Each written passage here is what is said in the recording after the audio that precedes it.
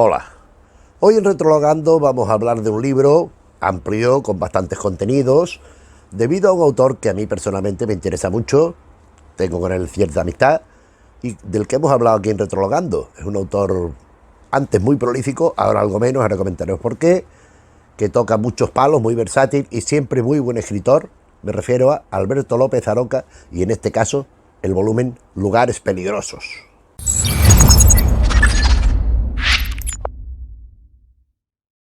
Alberto López Aroca, desde Albacete, pues ya comentamos en otro vídeo, repasamos un poco, pues siempre de forma sucinta, pues todo lo que es su obra a lo largo de los años, pues sus magníficos pastiches de Sherlock Holmes, sus historias pues con otros personajes, todo de mitografía, ¿no? Retomando elementos de autores precedentes, haciendo pastiches de Sherlock Holmes, de Harry Dixon, de Fu Manchu, del doctor Challenger, profesor Challenger, perdón, de Conan Doyle y de otros personajes que le han llamado la atención en género policíaco, detectivesco.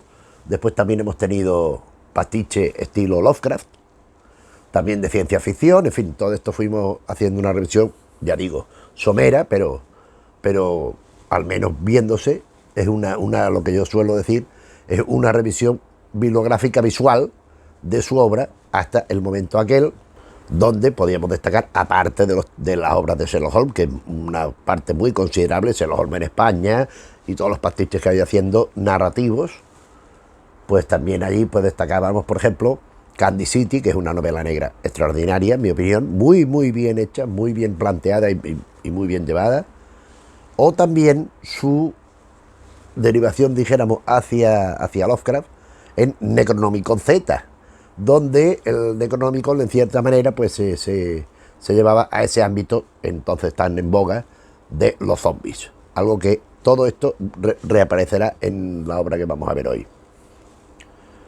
Aparte de esto, él ha seguido con su labor como editor, por ejemplo la revista Ultar la publica él ha hecho varias revistas, tiene bastantes colecciones, en fin, lleva un montón de cosas, y también una colección nueva donde se publican textos inéditos clásicos del terror o de lo paranormal, donde el primer tomo fue Flashman Law, completo, un investigador de lo oculto, que a mí me pareció extraordinaria, pues la colección de todos los relatos en un tomo gordo, como viene a ser este más o menos, que es Lugares Peligrosos, al que nos vamos a dedicar hoy.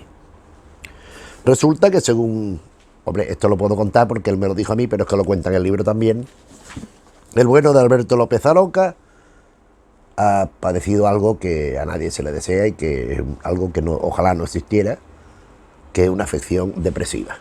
Él sufrió depresión, se encontró que, bueno, que no sé exactamente en su caso en particular a qué se debía, ni qué efecto le producía, pero todos sabemos lo que es la depresión, ¿no? O sea, un decaimiento anímico absoluto, todo está mal, todo parece mal, nada sale bien, nada gusta, nada agrada, nada satisface, y es una cosa que es muy peligrosa y sobre todo muy dolorosa de sufrir. Pero él es un hombre fuerte, un hombre inteligente, un hombre cultivado, pues las razones que la hayan llevado a la depresión, pues la ha ido superando, y en Lugares Peligrosos, que como se ve es un tomo considerable, pues ha vuelto a su proverbial escritura extensa. No hay ningún relato de su investigador de lo oculto, de su buscador de lo paranormal, de ese detective, pero hay otras cosas, otros textos recurrentes, o por lo menos que aluden a cosas que él ya ha ido trabajando, y en un paso más en su trayectoria, que a mí me parece extraordinario. A mí este libro me ha interesado mucho, es un libro versátil, es un libro que toca varios temas, que se desarrolla en distintos géneros, digamos, todos en clave de brevedad, unos más breves, otros más extensos, excepto al final, que tampoco es que sea muy extensa, pero hay una novela. Bueno, pero vamos a hablar del asunto. Yo lo que he hecho ha sido, pues lo que pienso que es lo mejor, es irme al índice y en el índice contar las 19 historias que van en... No contarlas, contar algo de ellas, claro. Las 19 historias que componen el volumen. Porque el volumen, ya digo, es así. Entonces, vamos viendo los títulos y según los títulos, pues voy dando alguna pincelada para que sepas de qué va, porque espero que el libro te interese, porque el libro realmente merece la pena. Antes de nada decir que este libro pues normalmente no se encuentra en las librerías al uso, porque él no tiene distribución. Entonces hay o bien librerías muy especializadas, por ejemplo Importada en Málaga, Estudio en Escarlata en Madrid. O sea, hay diversas librerías, por supuesto la librería Zotic también. Hay librerías que sí que disponen de estos ejemplares porque tienen trato personal con él, pero lo más fácil es ponerse en contacto con el correo. Él dice, lo pone en esta cuenta tanto, y entonces te lo manda con gasto de envío gratis. Bueno, pues pondremos aquí abajo la dirección donde solicitar este libro para el que lo desee, esté interesado, que lo pueda adquirir, porque ya digo que no es fácil, no es un libro que va uno al Corte Inglés o a la FNAC y lo encuentra. Ahí no están, porque son, por lo menos estos de esta editorial, como este caso, que es la editorial que él lleva. Bien, el libro se inicia con un aviso a los lectores más duros y listos, porque desde luego el libro políticamente no puede ser más incorrecto.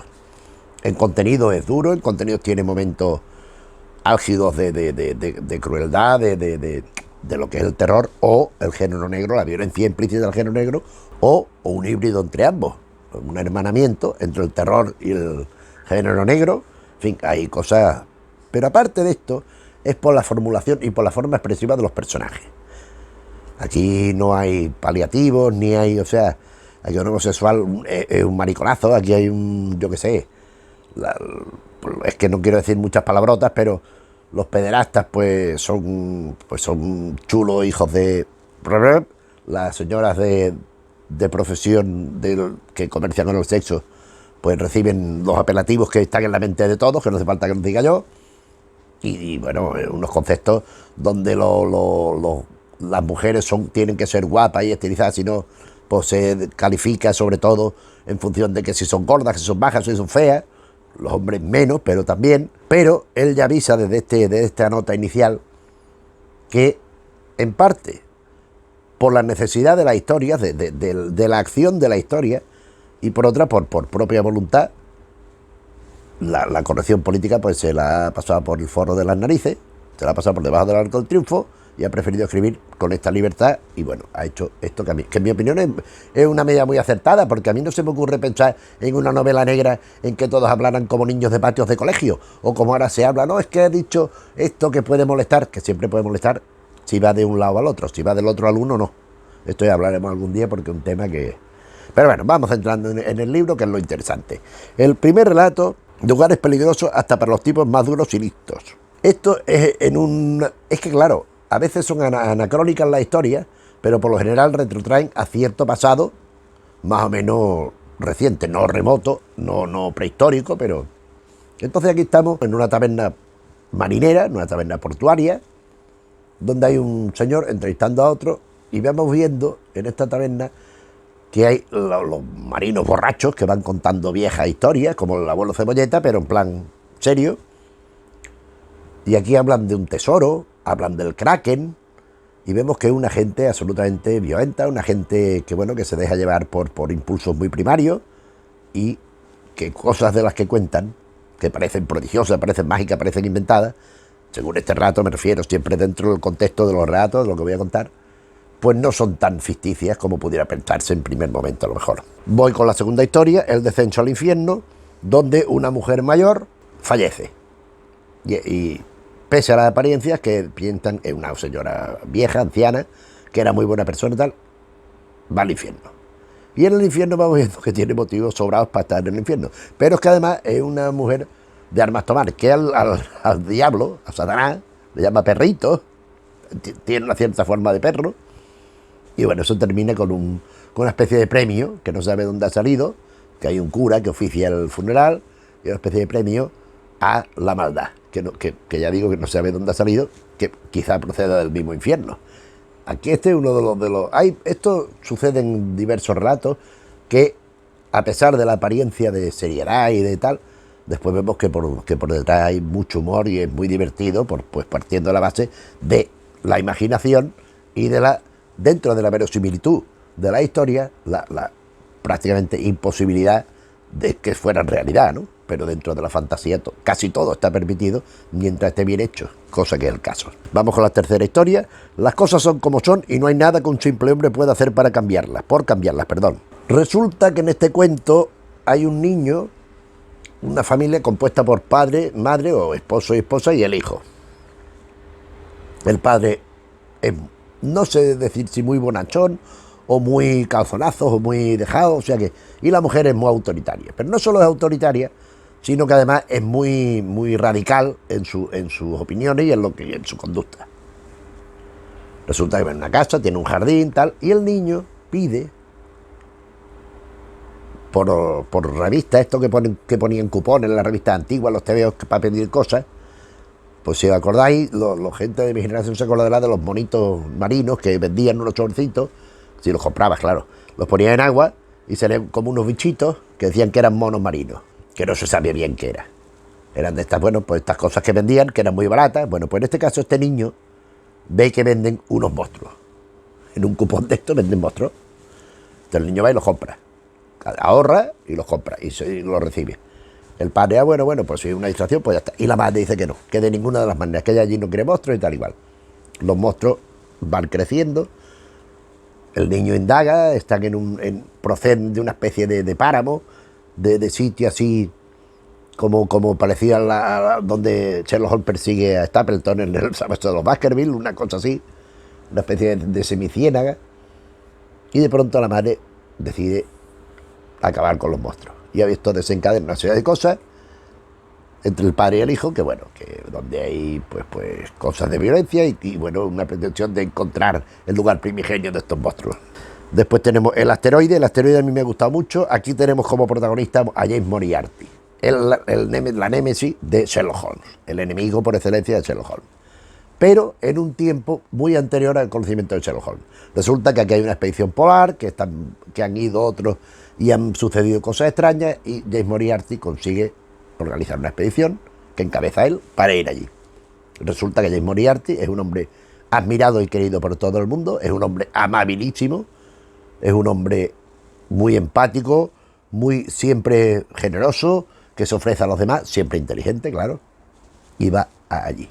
Y allí pasan una serie de cosas que solo regresa él, ya lo anuncio, no es un spoiler porque ya me imagino que casi desde el principio ya lo indican, pero lo fundamental es que se ha producido un cambio en él. Un cambio que lo convertirá en el Moriarty que todos conocemos por Conan Doyle, claro. Y eso ha sido producido por algo que puede ser de origen preternatural, que puede ser de origen sobrenatural, que puede ser de un origen, podríamos decir, arcaico a más no poder, de los dioses naturales, de los primordiales, de todas estas cosas.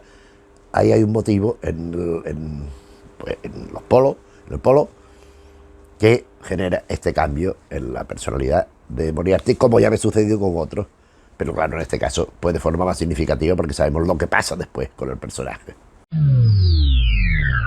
Después sigue El pueblo fantasma, donde hay un hombre joven que habla con uno mayor, que el mayor había sido un novelista de terror muy importante, muy conocido y tal, ya un poco en el olvido. Hablan primero de Clive Barker, que me ha parecido muy interesante la recensión. Hombre, es una recensión muy apincelada, pero lo que dice de Clive Barker yo lo comparto bastante, sobre todo sobre los cuentos de Clive Barker, que algún día tenemos que hablar aquí de él, porque no hay más remedio. Y bueno, van hablando de ciertos elementos, de ciertos monstruos, de ciertas cosas. Y en la taberna donde están, el camarero, que es un hombre peculiar, saca un frasco con una especie de huevo cocido, estos que ponen huevos duros con vinagre o algo de esto, y aquellas historias que va contando el antiguo novelista, vamos viendo que tienen relación con el tabernero, relación esencial, y pruebas que tienen allí en el bar, como ese frasco, que no voy a decir qué es, por supuesto, pero demuestran que, lo mismo que dijimos antes, elementos que atribuimos a la fantasía o a la ficción o a la mitología imaginaria colectiva o más particular, por lo mejor tienen su base en la realidad. Estas cuestiones están bien planteadas y está bien pensar esto también dentro de la imaginación, pues elaborar una fantasía que te hiciera entender que eso pertenece al plano de la realidad, ¿no? El siguiente relato, Idolatría china, Aquí hay un protagonista que reaparecerá, que yo no recordaba que Lope Aroca hubiera trabajado tanto con él, pero después he visto que le gusta bastante, a mí no, que es Harry Dixon. Harry Dixon es ese pastiche de Sherlock Holmes, casi coetáneo de Conan Doyle, casi coetáneo, ¿no? Coetáneo de Conan Doyle, de la parte más última, no del inicio, claro. Escrito por un autor alemán, anónimo. Yo no sé si Alberto López Aroca sabe quién es, porque usted lo sabe todo de Sherlock Holmes. Pero de pronto empezaron a aparecer memoria de Sherlock Holmes, el rey de los detectives y no sé qué. Y Harry Dixon, el Sherlock Holmes norteamericano. Aquí hemos comentado, por ejemplo, en el canal, las dos novelas que Blasco Ibáñez publicó en la novela ilustrada, como si fueran de Sherlock Holmes, sin serlo. Y después, pues, de Harry Dixon ha habido. Aquí alguna gente del canal me ha visto, hombre, ¿por qué no habla de Harry Dixon? Porque a mí Harry Dixon, la verdad os lo digo, es que me aburre soberanamente. Es que me molesta el personaje de Harry Dixon, porque, primero, no solo no sigue las pautas de Conan Doyle para hacer un Sherlock Holmes, sino que es que hace un personaje completamente distinto. El Sherlock Holmes americano. Y eso está muy bien titulado. ¿Por qué? Porque los americanos ya sabemos que más acción, un ritmo más trepidante de las cosas, menos reflexión, menos contemplación, más... O sea, esta gente, si por ejemplo lo comparamos con un inglés, el inglés tiene una paciencia, primero pregunta, elabora un proceso y llega a una conclusión. El americano va a pegar un puñetazo y después ya irá encontrando lo que le dé pie a la solución, ¿no? Yo leí algunos de aquellos relatos de Harry Dixon y la verdad no me interesaron. Debo decir que algunos casos pues me sorprendieron, no demasiado tampoco, pero algo. Pero en general, después hay una historia de Sherlock Holmes con Jack el Destripador, que Jack el Destripador resulta ser una mujer, una de las prostitutas aquellas que había por allí. A mí, en definitiva, Harry Dixon no me interesa demasiado. Pero cuando lo hace Alberto López Aroca, sí. Porque me gusta más la versión que propone López Aroca que la original del alemán aquel. Entonces esta es Idolatría China, donde el compañero de Harry Dixon le trae de regalo, ha estado de viaje por ahí, en China, y le trae de regalo un gato de estos de la suerte, que van con el puñito haciendo así. Resulta que Harry Dixon está enfrascado en una investigación que le lleva una especie de Fu Manchu. No es Fu Manchu, pero es algo muy parecido. Y esta investigación lo va a llevar a la parte subterránea de la ciudad.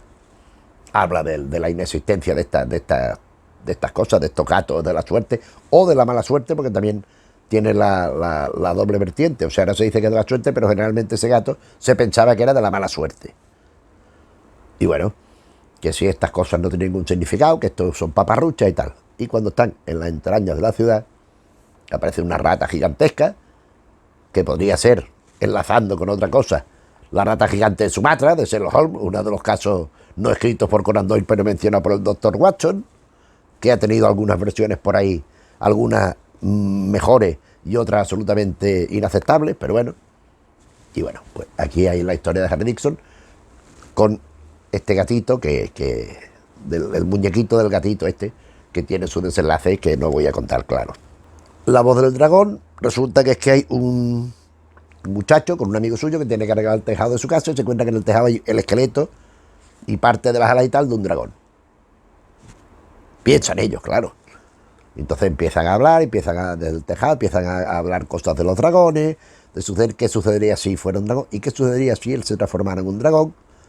Y bueno, pues esto va derivando a una situación, pues, donde hasta una enfermedad pues puede entenderse como una metamorfosis, ¿no? No en el sentido de Kafka, sino más bien en el sentido, por ejemplo, de Thomas Harris en Dragón Rojo, en la historia primera de Aníbal Lecter, tiene algo que ver con este relato, La voz del dragón.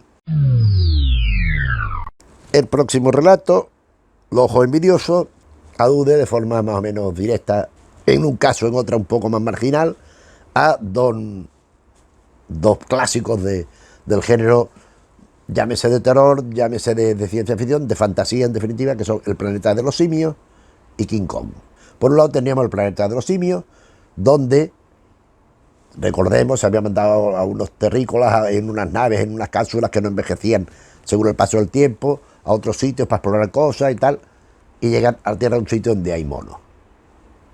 Aquí no pasa esto. Aquí lo que sí hay son unas naves, unas cápsulas de estas que viajan, que algunos caen por el camino de los ocupantes, de los tripulantes, pero hay estas naves y van a parar a un sitio donde parece muy árido, muy virgen, y aparece el otro mito de referencia de la historia, que es King Kong.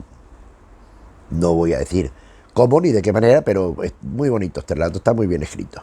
Continuamos con Dos frasquitos de cristal por John H. Watson, MD, el Dr. Watson. Resulta que el Dr. Watson, aquí no sale Sherlock Holmes para nada, pero es una cierta indagación, porque resulta que aparece una persona que le trae, una mujer que le trae una Biblia, un ejemplar de la Biblia, una edición traducida por Pope, por el poeta Pope, una edición, una traducción desconocida, la primera edición, pero ¿esto qué es? Pero es que el librero dice que es que él la ha traído, no de haberla comprado otro más que la tenía, no, la ha traído del momento en que se la escribe Pope, la traducción. De aquí hay un juego con el holandés errante, que si es o no es el librero este, y un juego también sobre la mortalidad y la inmortalidad contenidas por razón de una serie de elementos de brujería en dos frasquitos de cristal a los que alude el título. En uno está la vida eterna, la inmortalidad, y en otro está la muerte inmediata. Y a ver qué pasa con esto. ¿Esto funciona? ¿Esto no funciona? ¿Esto tiene algún interés lo de los frasquitos? ¿Esto? ¿Qué hará Watson con estos frasquitos? Pues hay que leer el texto para saberlo. Después tenemos Casi Muerto, un melodrama americano, amistad de mis favoritas, una de las más género negro del asunto, negro retinto, negro a más no poder. Esto resulta que hay dos esbirros que le están pegando que están cogiendo a uno que han muerto, que han matado, que tienen que llevar a casa del jefe para que vea que está muerto, pero lo notan demasiado frío incluso para estar muerto. Entonces allí el jefe tiene a otro que la ha engañado con su novia y tiene su guardaespaldas y tiene su perro. Entonces ahí el jefe mafioso el guardaespaldas directo, otro guardaespaldas que tiene allí un sicario que también tiene, estos dos que llevan el fiambre, la novia, el perro y el fiambre, porque esto es una combinación, y no es hacer demasiado spoiler porque casi desde el principio ya aparece el inicio, o sea, de lo que voy a decir, una combinación de género negro con panorámica, con universo zombie, ¿no? Entonces resulta que el cadáver aquel, pues claro, por eso estaba tan frío, y esto empieza a desencadenar una serie de situaciones rocambolescas, absurdas, pero muy lógicas dentro de la relación, y desde luego muy brutales, al tiempo que divertidas, porque además también ahí el perro es muy importante, la perspectiva y todo esto. A mí me ha parecido este rato, me ha parecido fantástico, Casi Muerto. Después tenemos La Bruja de Mierda, que la bruja de mierda consiste en que en una ciudad contemporánea, en determinado lugar, hay una especie de grafiti en un edificio, de pintura espontánea que ha surgido no se sabe dónde, de una bruja. De una bruja. ¿Cuál es la particularidad? Pues que a veces se ve y a veces no se ve. Hay quien la ve, hay quien no la ve. Hay días que pasas por allí y la ves, pasas al cabo de los días y no la ves. Sin embargo, parece que los niños la ven siempre. Vamos donde la bruja de mierda, porque los niños ven permanentemente esa visión en la pared, en un muro pintado, cosa que a los adultos se les niega. Y esto tiene una razón de ser que está en el cuento, que está muy bien. Como todo, porque a mí me gusta mucho todo esto que sale aquí. Como la cámara de Paradol. La cámara de Paradol es una historia de Sherlock Holmes. Aquí sí está Sherlock Holmes, un pastiche, porque lo llaman, porque aparece un hombre muerto en una habitación cerrada, no se puede penetrar, y hay una serie de espejos colocados estratégicamente de una manera u otra, y este señor ha estado indagando al muerto sobre la posibilidad de alcanzar la cuarta dimensión, superar las 3 dimensiones que conocemos, a través de la perspectiva de los espejos, cómo puede afectar a eso. Sherlock Holmes se da cuenta de lo que ha pasado, deduce lo que ha pasado, pero prefiere dar una explicación oficial, racional y más comprensible frente a lo que ha sucedido en verdad con el tal Paradol que es el individuo en cuestión, que aparece con un tiro en la espalda, o sea y Sherlock Holmes dice, ha sido esto, a sabiendas de que ha sido otra cosa, más compleja y más inexplicable. Después tenemos un cuento de hadas, donde pues aparece la gente pequeña.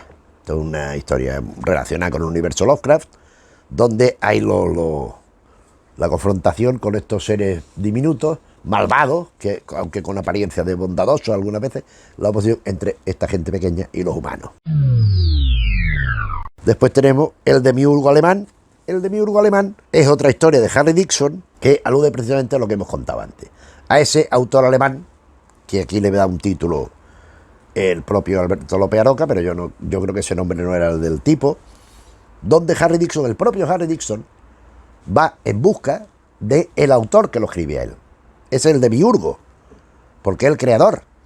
Entonces es un tipo muy prolífico que escribe novelas, lo mismo de terror que de ciencia ficción, de género, novela de género, novela tipo lo que antes se consideraba de serie B, de todos los tipos, pero muchas, muy prolífico. Esto yo creo que es un guiño también a un autor que Alberto López Aroca ha reivindicado en diversas ocasiones. De hecho, él ha publicado, ha reeditado y publicado en algunos casos por primera vez, creo, diversos tomos recopilatorios de obras suyas, que es Curtis Garland, que era un seudónimo, claro, no un escritor español, de estos que escribía para Bruguera y escribía de novelas del oeste y escribía novelas de Jack el Destripador y de Drácula y de un montón de cosas, a veces haciendo hibridismo entre unas cosas y otras, por ejemplo, Drácula en el oeste, o Jack el Destripador en el oeste, cosas de estas, que yo creo que lo conoció el propio Alberto López Aroca, y yo creo que aquí hay un guiño, al menos en parte, porque no creo que a él le gustara mucho que Curtis Garland se llevara con los personajes como se llamaba este señor alemán con Harry Dixon, que como digo, se enfrenta a él por modo de decir, bueno, ¿qué está haciendo un tipo que escribe muchísimos pulp, novelas de bolsillo? Y bueno, pues la confrontación personaje con el creador. Dos versiones de Homelas, en el siguiente rato, muy corto. Homela es una ciudad mítica, es una ciudad que se supone, pues como podríamos decir, de la Atlántida, donde hay aspectos positivos, pero sobre todo negativos también. Entonces aquí son dos versiones de la ciudad, porque aparecen unas ruinas. De pronto en unas excavaciones aparecen unas ruinas. Entonces, desde la aparición de estas ruinas, pues se plantea esta ciudad que se consideraba que no existía, que era algo como la Atlántida, una cosa así. Y entre las ruinas hay dos fragmentos de historia de allí. Una es de un extranjero, de cómo ven este sitio, este Homelas, y qué pretensiones van, cuando en principio van con una actitud positiva y ya después vemos que lo que van es a invadir, a masacrar, tal. Y la segunda visión, en mi opinión más interesante, es la de lo que aparece allí. Aparece un niño llagado, herido, enfermo, que va adquiriendo una condición monstruosa, ¿no?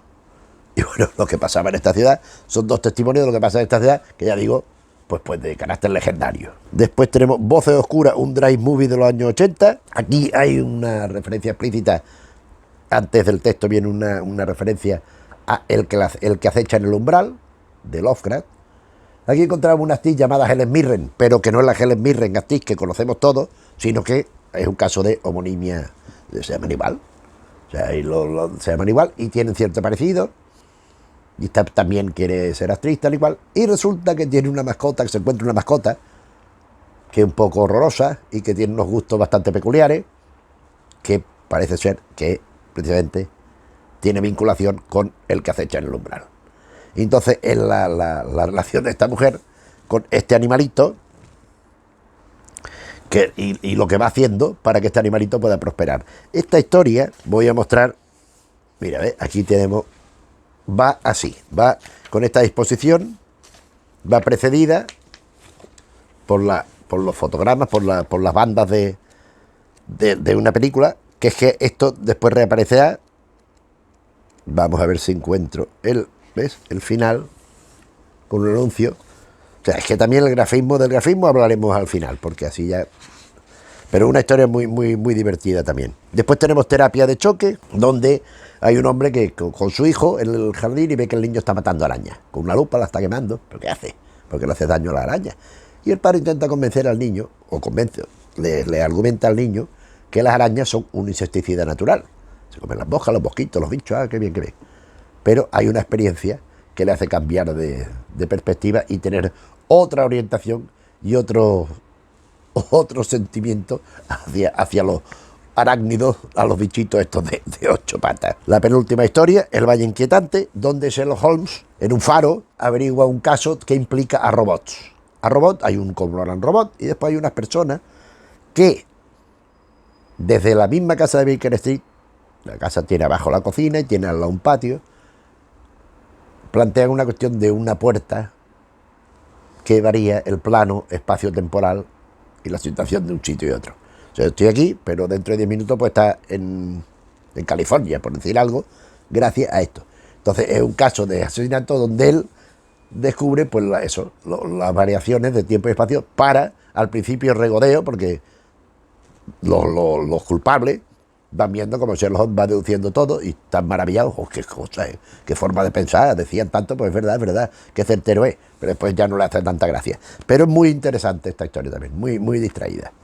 Y concluye el volumen, bueno, ya lo he dicho, de Sherlock Holmes, un pastiche más de Sherlock Holmes, de Alberto López Roca, y concluye El ídolo de Roca Negra. El ídolo de Roca Negra tiene también, como el de King Kong que vimos antes, como aquel de Ojos Envidiosos, hay una mezcla de distintos géneros, de distintos textos que conocemos o que podemos conocer de antemano, empezando por el Halcón Maltés. O sea que hay una especie de sistemática parecida a la del Halcón Maltés con Sam Spade, que hay distintos interesados en la estatua en cuestión, que mantienen enigmas en relación a ella, pero le interesa ante todo. Y entonces aquí hay un personaje, que es el protagonista, que se hace rodear de unos cuantos que le ayuden para robar cierta estatua de una casa de un millonario. Y esta estatua venderla y la cosa se va complicando. Y van teniendo problemas y van falleciendo y los pillan y hay persecución policial y hay regresos y vueltas. ¿Y qué significa esa estatua? ¿Y qué conlleva esa estatua? ¿Y qué poderes tiene esa estatua? Y el dueño de la estatua, ¿qué es en realidad? ¿Y qué tiene allí junto a la estatua? Es una novela, la más larga del libro, donde aparte del género negro más duro, hay bastante elementos de terror, en el sentido más lovecraftiano del término. También hay otros tipos de terrores, podríamos decir, cósmicos, de origen cósmico, en una combinación de un texto pues que es el más amplio, que explica él que King Parker, que yo personalmente no sé quién es, había iniciado la novela, pero no la concluyó, que Alberto la ha encontrado y la ha terminado él. La ha continuado hasta el final. Bueno, pues muy bien. Pues si es así, pues mejor para él. A mí me parece que un texto que he hecho, que el King Parker este debe ser el mismo. Y para concluir, hacer mención a que el libro está profusamente ilustrado, además lo dice edición íntegra y completamente ilustrada, donde pues tenemos desde retratos de Moriarty, tenemos aquí fotografías de Clive Barker, dibujos del Harry Dixon, vamos a ver alguno más, Philip Joseph Farmer, otro de los mitógrafos universalmente conocido, de lo más importante. En fin, muy ilustrado, con ilustraciones que van muy bien para lo que son las historias, no para completarlas porque no necesitan de ningún tipo de complemento, pero sí de añadido, como una cosa que lo que aporta es una visión no limitativa, porque no son flashes concretos de la historia, sino que son imágenes alusivas o que de alguna forma tienen relación con la historia o que aluden a parte de la historia. Por ejemplo, esta es de Los Ojos Envidiosos. ¿Quién es esta cara? Esto lo saben hasta los niños pequeños, ¿no? Entonces, pues eso. Yo es que estaba diciendo cosas y no lo he enseñado. Aquí está Borges. En fin. Y esto es lo que hemos venido a contar hoy. Yo creo que este libro reúne suficientes elementos para interesar a multitud de lectores, de terror, del género negro, del detectivesco, de ciencia ficción, de ese, no sé cómo llamarlo, de esa fantasía genérica, siempre desde una perspectiva de una buena literatura. Escribe bien, muy bien, y sobre todo es muy inteligente y muy cultivado en todo eso, en lo que se refiere a mitos, leyendas, historias de fantasmas, de monstruos. Pues qué voy a decir, es que no quiero mencionar algunos de los que hay, pero hemos aludido al Kraken, a King Kong, hay, que aunque pueda sonar así un poco, decía, al diablo también comentamos lo de la vieja aquella. No es una cosa baladí ni pueril que se puede decir, no, es que hay otros autores que sí, que son un desastre y dices tú, hostia, esto no, esto son cosas que tienen su sentido. Además, la habilidad de Alberto López Roca nos va introduciendo en los ámbitos con las descripciones y con las conversaciones entre unos y otros en el ámbito propicio para que estas historias se nos hagan verosímiles y nos interesen más. Y por tanto, recomendamos el libro de este buen autor que siempre nos sorprende y que siempre nos es grato hablar de él. Y nada más, pues el vídeo te ha parecido bien, te agradeceremos que le dejes al me gusta. Si te interesan los temas que tratamos un día y otro en el canal, te agradeceremos que te suscribas. Ya sabéis que en YouTube esto de los suscriptores es importantísimo. Y nada más, para nosotros siempre lo importante es que estéis ahí y que nos acompañen en esta charla, en este viaje que vamos haciendo en Retrologando. Un saludo.